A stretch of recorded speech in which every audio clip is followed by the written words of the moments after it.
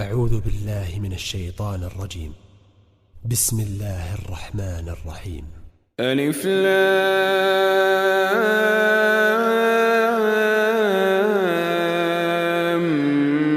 ميم.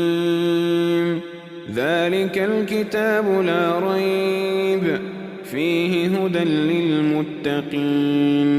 الذين يؤمنون بالغيب ويقيمون الصلاة ومما رزقناهم ينفقون والذين يؤمنون بما أنزل إليك وما أنزل من قبلك وبالآخرة هم يوقنون أولئك على هدى من ربهم وأولئك هم المفلحون إن الذين كفروا سواء عليهم أأنذرتهم أم لم تنذرهم لا يؤمنون ختم الله على قلوبهم وعلى سمعهم وعلى أبصارهم غشاوة ولهم عذاب عظيم ومن الناس من يقول آمنا بالله وباليوم الآخر وما هم بمؤمنين يخادعون الله والذين آمنوا وما يخدعون إلا أنفسهم وما يشعرون في قلوبهم مرض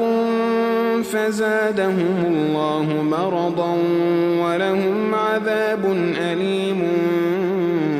بما كانوا يكذبون وإذا قيل لهم لا تفسدوا في الأرض قالوا إنما نحن مصلحون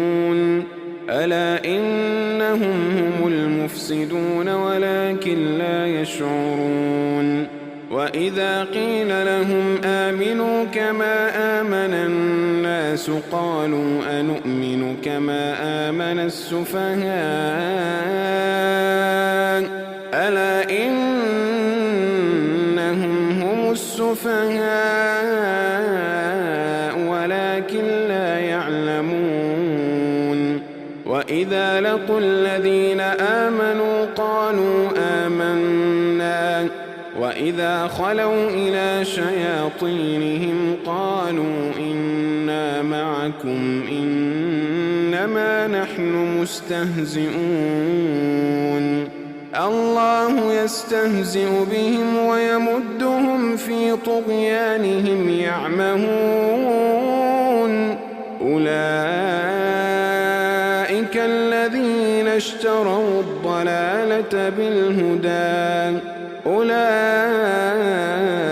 الذين اشتروا الضلالة بالهدى فما ربحت تجارتهم وما كانوا مهتدين مثلهم كمثل الذي استوقد نارا فلما أضاءت